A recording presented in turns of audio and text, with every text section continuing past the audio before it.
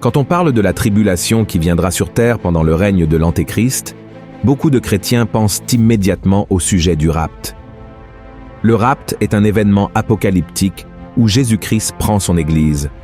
Cela suscite un grand débat au sein du christianisme, non pas sur le rapt en lui-même, mais sur le moment où il se produira. Certains chercheurs pensent que le rapt aura lieu avant la période de tribulation. D'autres croient qu'il se produira à mi-chemin de cette période, c'est-à-dire après 3 ans et demi. Et le troisième groupe croit que les chrétiens feront face à tout, ce qui se passera pendant les 7 ans du règne de l'Antéchrist sur terre. La vérité est que beaucoup de gens ne savent pas grand-chose sur le rapt et finissent par créer de la confusion au sujet des événements de la fin des temps. C'est pourquoi, dans cette vidéo, je vais présenter les différents points de vue sur le rapt de l'Église. Et à la fin, je partagerai mon opinion sur ce sujet. D'accord?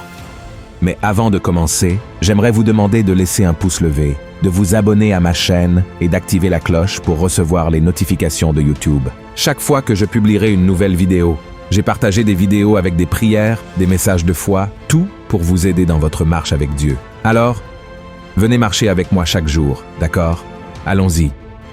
La première vision est la vision pré-tribulationniste. Cette perspective de pensée croit que l'Église du Christ sera enlevée avant la grande tribulation.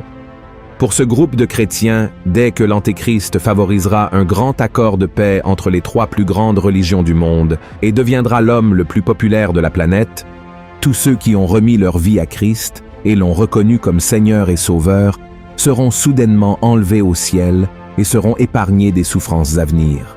Il existe plusieurs passages bibliques qui, selon ce groupe de personnes, pointent vers ce type de rapt. L'un des arguments les plus forts est que, tandis que les chapitres 1, 2 et 3 de l'Apocalypse mentionnent l'Église du Christ 19 fois, du chapitre 4 au 19, il n'en est plus question, mais traitent de la tribulation qui se déroulera ici sur terre. De plus, la promesse de Jésus faite à l'Église de Philadelphie est également l'une des bases de cette pensée. Lisez avec moi ce qui est écrit dans le chapitre 3 du livre de l'Apocalypse. « Parce que tu as gardé la parole de la persévérance en moi, je te garderai aussi à l'heure de la tentation qui va venir sur le monde entier, pour éprouver les habitants de la terre. » Observez que Jésus a dit « Je le garderai de l'heure de l'épreuve », et non pendant l'heure, c'est-à-dire pendant la tribulation. L'apôtre Paul a également des enseignements qui pointent vers ce rapt avant la grande tribulation. Au moins 2 fois, il en parle dans sa première lettre aux Thessaloniciens. La première fois se trouve au chapitre 1, verset 10, et la deuxième fois au chapitre 5, verset 9. Dans les 2 occasions, l'apôtre mentionne que Jésus nous délivrera de la colère à venir, car il ne souhaite pas que nous traversions ce moment si difficile, mais plutôt que nous soyons sauvés. L'apôtre Pierre a également montré que Dieu délivrera son peuple de cette période de jugement, tout comme il a délivré Noé du jour du déluge et Lot de la destruction de Sodome et Gomorrhe. Voyons ce qu'il a dit.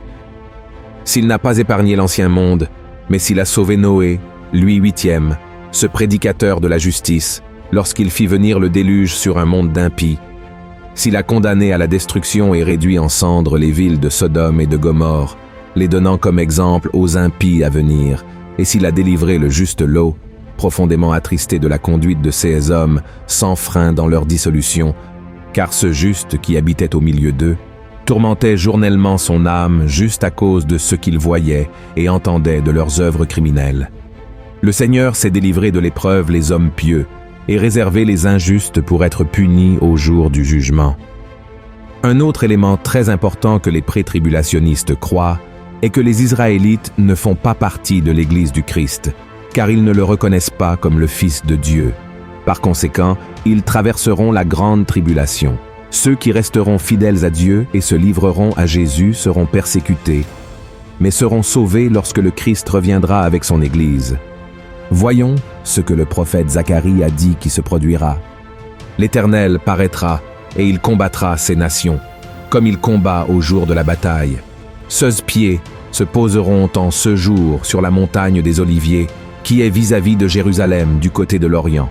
La montagne des Oliviers se fendra par le milieu, à l'Orient et à l'Occident, et il se formera une très grande vallée. Une moitié de la montagne reculera vers le septentrion, et une moitié vers le midi. Vous fuirez alors dans la vallée de mes montagnes, car la vallée des montagnes s'étendra jusqu'à Hadzel. Vous fuirez comme vous avez fui devant le tremblement de terre au temps d'Ozias, roi de Juda. Et l'Éternel, mon Dieu, viendra, et tous ses saints avec lui. Regardez ceci, frères et sœurs. Si tous les saints, c'est-à-dire les chrétiens, viennent avec Jésus pour sauver Israël et vaincre le mal, cela signifie que l'Église aura déjà été enlevée auparavant. La deuxième vision est la vision mésotribulationniste. Le mésotribulationniste soutient l'idée que l'Église passera par toute la tribulation de 7 ans, y compris la première moitié. L'argument principal est que l'Église doit être éprouvée et traverser les adversités pour montrer sa fidélité à Dieu. Cette vision trouve une base biblique dans différents passages qui parlent de l'Église faisant face à la tribulation avec les autres événements finaux. Tout comme les apôtres du passé, qui ont subi de terribles persécutions et n'ont pas renié leur foi, les mésotribulationnistes se basent sur 2 passages bibliques principaux. Le premier se trouve dans Matthieu, chapitre 24, qui dit « Et, parce que l'iniquité se sera accrue, la charité du plus grand nombre se refroidira, mais celui qui persévérera jusqu'à la fin sera sauvé. Cette bonne nouvelle du royaume sera prêchée dans le monde entier pour servir de témoignage à toutes les nations. Alors viendra la fin. C'est pourquoi, lorsque vous verrez l'abomination de la désolation, dont a parlé le prophète Daniel, établie en lieu saint, que celui qui lit fasse attention. Alors, que ceux qui seront en Judée fuient dans les montagnes, que celui qui sera sur le toit ne descende pas pour prendre ce qui est dans sa maison. » En citant ce passage biblique, les mésotribulationnistes comprennent que l'Église sera persécutée par l'Antéchrist. Cependant, nous devons comprendre que le chapitre de Matthieu 24, qui fait référence à la grande tribulation, s'applique principalement aux Juifs et non à l'Église. Le deuxième passage biblique sur lequel il se base se trouve dans l'Apocalypse, chapitre 11, versets 11 et 12, qui parle des 2 témoins. Lisons. « Et ils entendirent du ciel une voix qui leur disait « Montez ici. » Et ils montèrent au ciel dans la nuée, et leurs ennemis les virent. À cette heure-là, il y eut un grand tremblement de terre, et la 10e partie de la ville tomba. 7000 hommes furent tués dans ce tremblement de terre, et les autres furent effrayés, et donnèrent gloire au Dieu du ciel. Ce chapitre de l'Apocalypse 11 parle des 2 témoins qui sont apparus dans la première moitié de la tribulation et ont prophétisé pendant 3 ans et demi. Ensuite, ils seront tués, ressusciteront et monteront au ciel, comme nous venons de le lire pour les mésotribulationnistes. C'est à ce moment que l'Église sera enlevée.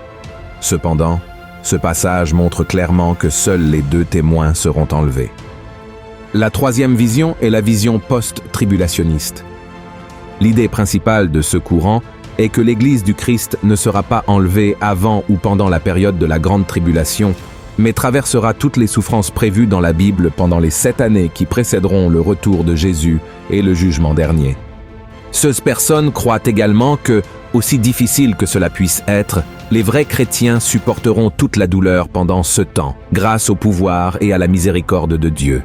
Ils soutiennent que l'enlèvement aura lieu à la fin, ou près de la fin de la grande tribulation.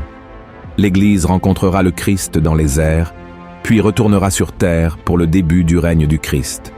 En d'autres termes, l'enlèvement est la seconde venue de Jésus pour établir son royaume. Ces événements se produiront presque simultanément. Les post-tribulationnistes croient que la grande tribulation ne concerne pas seulement la colère de Dieu contre les pécheurs, mais aussi la colère de Satan contre les saints, qui sont l'Église du Christ. Lisons un passage de l'Apocalypse 13, souvent utilisé comme argument du post-tribulationnisme. La Bible dit « Si quelqu'un a des oreilles, qu'il entende. Si quelqu'un mène en captivité, il ira en captivité. Si quelqu'un tue par l'épée, il faut qu'il soit tué par l'épée. C'est ici la persévérance et la foi des saints. » Un autre argument des post-tribulationnistes est que Jésus, lorsqu'il a parlé de la fin des temps, a dit qu'il reviendrait après une grande tribulation. Et dans le livre de l'Apocalypse, avec toutes ces prophéties, il mentionne seulement une venue du Seigneur, et cela survient après la tribulation. De plus, la résurrection des morts, en Apocalypse 20, verset 5, est appelée première résurrection. Ils affirment donc que, puisque cette première résurrection survient après la tribulation, la résurrection associée au rapt, qui se trouve dans 1 Thessaloniciens, chapitre 4, verset 16, ne peut avoir lieu avant cela. En conclusion, si vous avez attendu jusqu'à maintenant pour savoir quelle est mon opinion sur le rapt de l'Église, je vais vous le dire. Je crois que nous, chrétiens, qui aimons Jésus et le servons de tout notre cœur, serons emmenés au ciel lorsque l'Antéchrist sera révélé, c'est-à-dire avant le début de la tribulation. Je crois que nous ne passerons pas ces 7 années ici sur terre, car la Bible dit que celui qui est en Christ n'est pas sous condamnation et ne connaîtra jamais la colère de Dieu, mais sera dans la gloire avec notre Seigneur et Sauveur, qui a donné sa propre vie sur la croix pour nous libérer et nous sauver. Mais je respecte les deux autres courants et je crois que le focus du chrétien doit être de prêcher l'Évangile, de se soucier de son salut et de ne pas se quereller. La Bible dit que le retour de Jésus se fera avec puissance et grande gloire. Nous savons que lors de la première venue du Christ, il est venu de manière humble, a été rejeté et méprisé par les hommes. Mais un jour, il reviendra en tant que roi des rois et seigneur des seigneurs. Ce jour-là, le monde entier verra et saura qui est vraiment Jésus. Amen. C'est pourquoi, indépendamment de savoir si le rapt se produit avant, pendant ou après la grande tribulation, nous devons toujours être prêts chaque jour jusqu'à ce que vienne le moment où nous serons emmenés au ciel, où nous vivrons aux côtés du Père pour toute l'éternité. Amen. Si vous avez aimé ce message, partagez-le avec vos amis, votre famille et abonnez-vous à ma chaîne. Que Dieu vous bénisse.